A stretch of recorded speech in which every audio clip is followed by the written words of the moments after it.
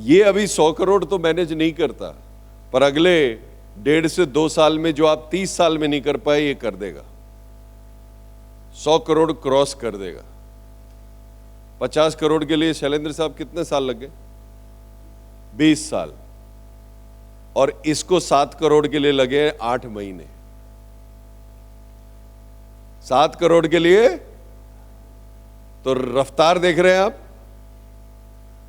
रफ्तार इस वजह से है क्योंकि इसकी जो एकाग्रता है वो बिल्कुल फोकस है। 2 ही काम करना है, AUM बढ़ाना है और ट्रैवल करना है, घूमना है और क्लाइंट के पैसे को घुमाना है, पॉजिटिवली नॉट नेगेटिवली। और उम्र है मात्र 22 साल। सीखना चाहते हो ऐसे से? अब जितनी कॉल पे वो गया है पिछले कुछ महीनों में अल्ट्रा HNI की, मेरे हिसाब से मैं पूरी जिंदगी में इतना गया हूंगा मैं खुद। तो चलो अगले स्पीकर को जोर से तालियों के साथ बुलाओ, खड़े हो जाओ। अगले स्पीकर है हमारे सारांश जेठवानी।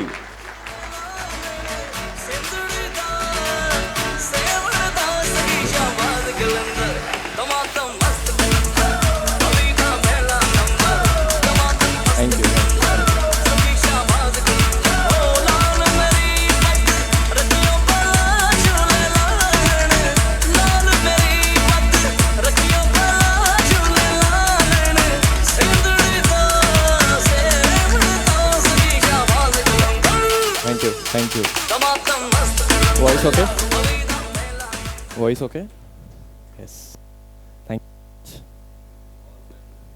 Audible clearly? तो स्टार्ट करने के पहले मैं बहुत ही एक सिंपल क्वेश्चन के साथ इसे चालू करना चाहता हूँ, क्योंकि ये क्वेश्चन ने मुझे बहुत इम्पैक्ट किया है। एंड वो क्वेश्चन ये है कि आज से काफ़ी साल बाद we will turn to the age of 75-80, अगर हम लकी रहे तो वो एज में जब हम रहेंगे तो हमें किस चीज़ का रिग्रेट सबसे ज़्यादा रहेगा? वो अपॉर्चुनिटीज़ और एक्शंस जो हमने लिए नहीं, या फिर वो गलतियाँ हमने की।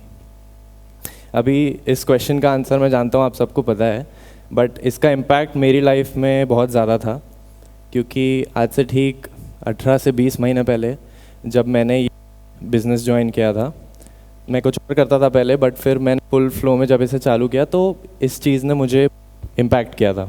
लास्ट लगभग 18 मंथ्स में जो बिज़नेस एडिशन हुआ है मेरा, जो एसेट अंडर मैनेजमेंट, जो AUM बढ़ा है, वो है लगभग 7 करोड़ का पिछले 18 मंथ्स में।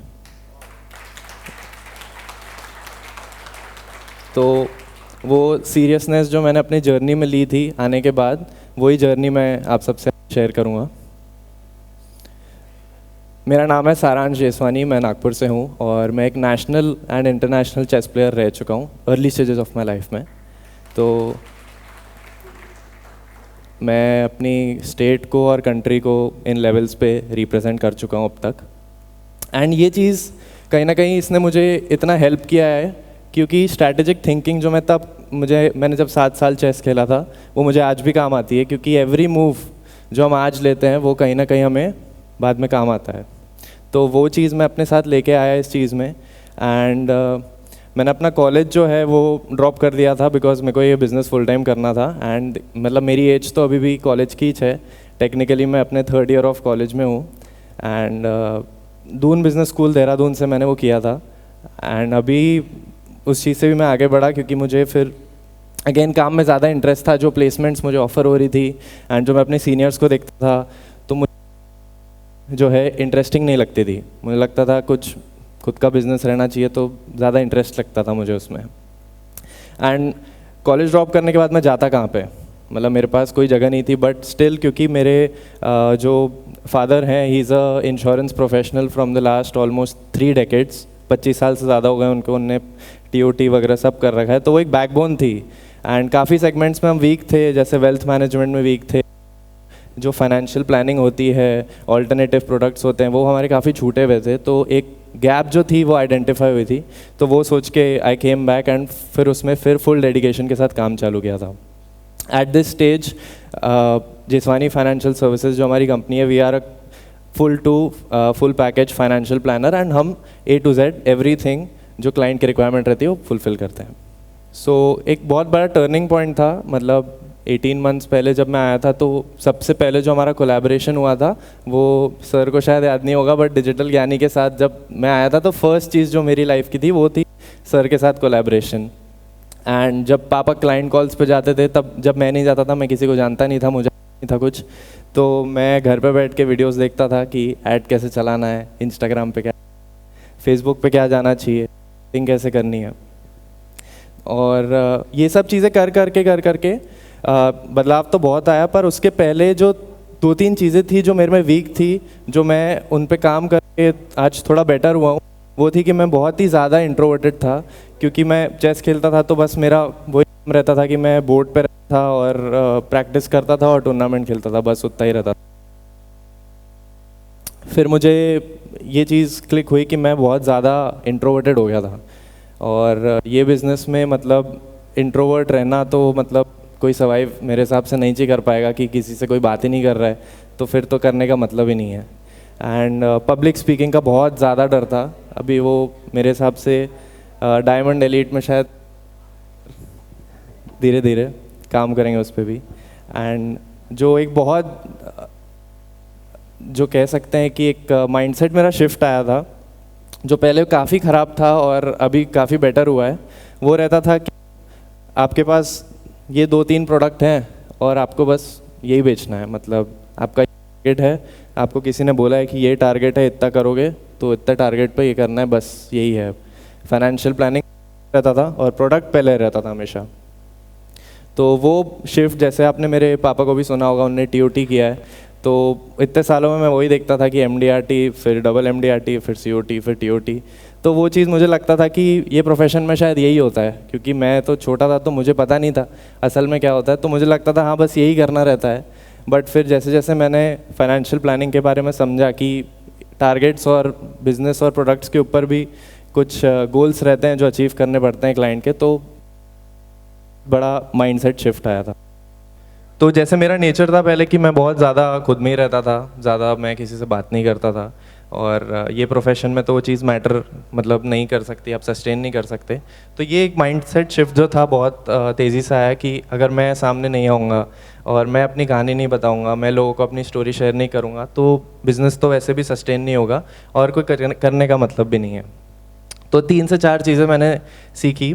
शो अप, अपनी कहानी जो है बेझिझक बताओ, स्पीक लाउडली, एंड उसे इम्प्रूव करो फीडबैक लेके, क्योंकि प्रैक्टिस तो सब करते हैं कि फीडबैक से जो इम्प्रोवाइजेशन आता है, जैसे हमने ये स्पीच के लिए भी प्रिपरेशन की थी, तो वो इम्प्रोवाइजेशन फिर उसके बाद एट द एंड आपका जो विन है वो दैट्स फॉर श्योर।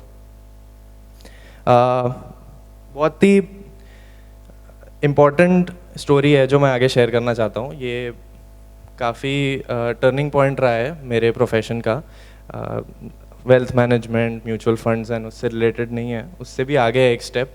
तो ये मैं एक सिंपल क्वेश्चन सबसे पूछना चाहता हूँ, एंड प्लीज़ इस सोच समझ के आंसर देना। एक फ्रूट है आपकी स्क्रीन पे, and I want you to guess the name of the fruit. जो भी ये फ्रूट का नाम बताना चाहता है वो प्लीज़ माइक पे बताए। आई थिंक पीछे कोई बताना चाहता है, लाइट आ रही है, दिख नहीं रहा है। फ्रूट का नाम बस।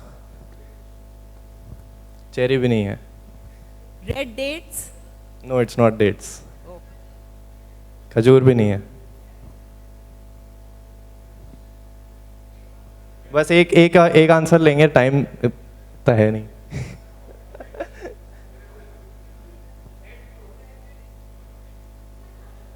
ओके, मुझे भी नहीं पता था वैसे, पर जैसे ही मुझे ये नहीं पता था, मुझे फाइनेंशियल प्रोडक्ट्स भी कुछ नहीं समझते थे, सब ऐसे ऊपर से ही जाता था। बस इंश्योरेंस का मतलब मालूम था, बस उतना ही पता रहता था। तो ये एक्चुअल में ये फ्रूट का नाम बता देता हूँ। ये फ्रूट का नाम मिरेकल फ्रूट है और ये वेस्ट अफ्रीका में मिलता है। यहाँ तक दूर दूर तक किसी को नहीं पता होगा। तो ये इसकी खासियत भी बहुत है, स्किन के लिए अच्छा रहता है, इम्यूनिटी के लिए अच्छा रहता है, पर यहाँ नहीं मिलता। तो ये फाइनेंशियल प्रोडक्ट्स जो सारे थे वो मुझे ऐसे फ्रूट जैसे ही दिखते थे, कुछ आता पता नहीं कहाँ मिलता है, किसको देना पड़ता है, क्या करना पड़ता है, कोई आइडिया नहीं था। तो धीरे धीरे जब मैंने सीखना चालू किया तो मेरी एक 1-to-1 मीटिंग चालू थी सर के साथ। सर शायद भूल गए होंगे पर मुझे याद है। तो सर ने मुझे कहा था कि तुम म्यूचुअल फंड कर लेते हो, पीएमएस कर लेते हो, एआईएफ कर लेते हो, बट तुम बाकी प्रोडक्ट जो है टेबल पे छोड़ देते हो। मैंने कहा नहीं, वो तो पापा देख लेते हैं ना, वो पापा कर लेते हैं। तो सर ने बोला कि नहीं नहीं, अभी तुमने बॉन्ड्स के बारे में नहीं सुना है। मैंने कहा कौन से bonds? Private bonds, government bonds? मैंने कहा अब तुम सीखोगे, जैसा टाइम आएगा यू विल अंडरस्टैंड। तो पर वो चीज़ मेरे दिमाग में रह गई और मैं भूला नहीं वो चीज़ को, और वो चीज़ मुझे आगे काम आई, वो मैं आगे स्टोरी में आपको बताऊंगा। मुझे लगता था दो ही फ्रूट होते हैं बस, एक एप्पल होता है और एक केला होता है, बस यही दो खाने पड़ते हैं, ये दोनों खिलाने पड़ते हैं। तो वैसी कुछ स्टोरी चलती थी, आप आई होप मैं शायद बता पा रहा हूँ आपको। बट आगे ये मेरी थिंकिंग चेंज हुई। मैं अपने क्लाइंट के साथ बैठा था, पापा और मैं, वो हमारे काफ़ी पुराने क्लाइंट थे एंड उनकी कुछ रेगुलर इनकम वाली कुछ LIC पॉलिसी थी हमारे पास। तो he was a very wealthy man. तो बैठे थे उनके साथ, तो उनने कहा कि मैंने एक प्रॉपर्टी अपनी सेल की है एंड मुझे कैपिटल गेन्स टैक्स पड़ रहा है, तो आपके पास कोई प्रोविज़न है क्या इसका? मैंने बोला हम टैक्स प्लानिंग तो हमें नहीं करते, हम मतलब हमें नहीं पता है इसका। मैंने कहा, उनने मेरे से पूछा specifically because I was managing his funds, तो उनने कहा कि इसका कोई सोल्यूशन है क्या आपके पास? तो मैंने कहा मुझे चेक करना पड़ेगा, देखना पड़ेगा, बताता हूँ मैं आपको। तो मैं घर गया, रिसर्च की, फिर मुझे सर की बात याद आई बॉन्ड्स वाली, कि there must be some provision, कुछ तो होगा, अगर उनको ये चीज़ का प्रॉब्लम आ रहा है तो there must be a solution to it. तो जब मैंने रिसर्च किया तो मैंने आइडेंटिफाई किया कि उनके पास सिर्फ 3 ही ऑप्शन है, या तो वो जो टैक्स है वो पे कर दें, जो लगभग 23.5 लाख का था, एंड दूसरा टैक्स मतलब कि बस टैक्स पे कर दो और ख़त्म। दूसरा, या फिर वो अनादर प्रॉपर्टी खरीद लें, बट उनकी एज 70 साल हो चुकी थी और उनने बोला मेरे को कोई लिक्विड चीज़ में नहीं जाना है एंड मेरे को अपना पैसा अपने पास रखना है, आई वांट लिक्विड मनी। और तीसरा ऑप्शन जब मैंने आइडेंटिफाई किया, वो काफ़ी टर्निंग पॉइंट था एक, वो था कि invest in capital gain bonds. एक सेक्शन 54 EC में बॉन्ड्स आते हैं जिसमें आपको एक फिक्स्ड रेट ऑफ इंटरेस्ट मिलता है 5.5 से 6%, और वो टैक्स अवॉइड हो जाता है। तो मैंने उनको अगले दिन जाके ये चीज़ बताई कि ये है, आप ऐसे ऐसे कर सकते हो, you can get these bonds. तो मैंने जब ये जब प्रेजेंटेशन प्रिपेयर हुआ था तब उनका 23.5 लाख का था वो, बट उनको आपको एक बहुत इंटरेस्टिंग चीज़ बताता हूँ। जब मैं निकल रहा था तो उन्होंने मुझे 23.5 लाख का चेक तो दिया ही, उसके बाद 45 लाख का और दिया यहाँ आने के पहले। तो वो अमाउंट था लगभग 78.5 लाख का चेक उन्होंने मुझे दिया कैपिटल गेन्स का। उस पर जो कुछ बचना था वो भी हो गया मेरा फ़ायदा उसमें। बस इससे ही सिमिलर एक स्टोरी है। आपके घर में कौन कौन कोई है ऐसा जो डॉक्टर है? किसी के घर में? किसी को हाथ उठाएंगे प्लीज़। किसी के घर में डॉक्टर है? किसी के घर में नहीं है? तो फैमिली डॉक्टर सबके बाहर ही हैं शायद। ओके हैं। तो मेरे घर में सब डॉक्टर्स हैं, मेरे को और मेरे फादर को छोड़ के सब डॉक्टर्स हैं। तो मैं अपने जो घर में हैं, जैसे मेरे चाचा हैं, कज़न है, तो मैं उनके नोटिस करता था कि उनके पास बहुत पेशेंट्स आते थे। कोई कार्डियोलॉजिस्ट है, कोई ऑर्थो में है, कोई जनरल फिजिशियन है। तो मैं जब उन्हें नोटिस करता था तो मैं देखता था कि यार इनके पास तो बहुत प्रॉब्लम्स आ रही है, इनके पास सोल्यूशंस भी है, अलग अलग टाइप के डायग्नोसिस हैं, अलग अलग सोल्यूशंस हैं। अगर काश ऐसा होता कि कोई पेशेंट इनके पास आए और वो बोले मुझे पैर में दर्द हो रहा है, और उनके पास सिर्फ 3 ही जवाब है उसके, कि मेरे पास तो पैरासीटामोल है, एंटीबायोटिक है और कफ सिरप है, बस मैं यही दे सकता हूँ तुम्हें, तो कैसा होता फिर? सही होता कि गलत होता? तो मुझे भी वो चीज़ फील हुई जब मैंने जर्नी स्टार्ट की थी। तो स्टार्टिंग के 3 महीना मुझे भी ऐसा फील होता था कि बस मैं 3 ही दवाई लेके बैठा हूँ और जो भी आ रहा है मैं उसको यही दवाई दे रहा हूँ बस। तो एट द एंड मुझे ये रियलाइज़ हुआ कि हम भी फाइनेंशियल डॉक्टर्स हैं और हमें अपना जो दायरा है वो थोड़ा एक्सपैंड करना चाहिए, और वहाँ से धीरे धीरे फिर थोड़ा सा और ग्रोथ बढ़ा।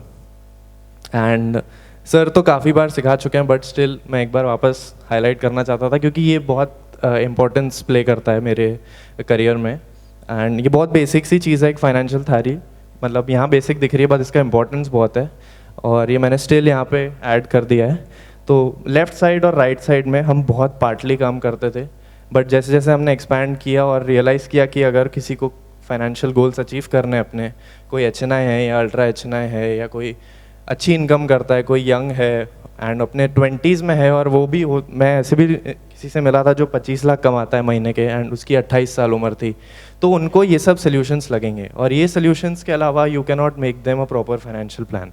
हो सकता है आप एक प्रोडक्ट दे दो, 2 दे दो, बट कोई ना कोई आके हो सकता है एक ही बार में वो साफ़ कर दे। तो मुझे ये चीज़ फील हुई और इसलिए मैंने यहाँ पे ऐड किया।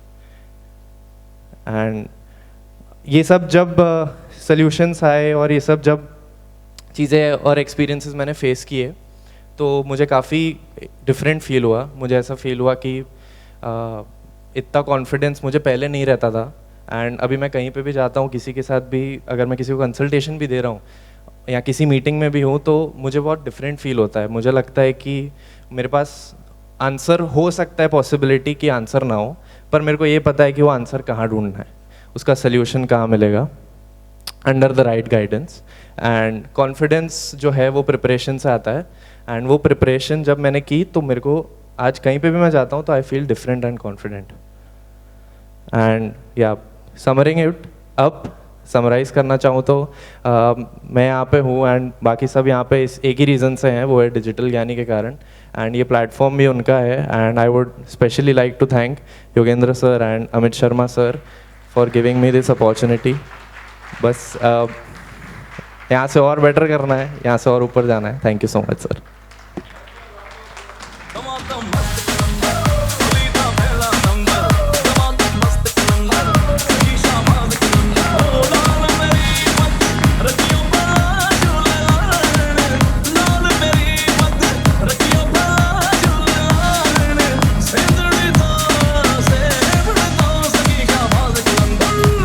Super. Thank you so much.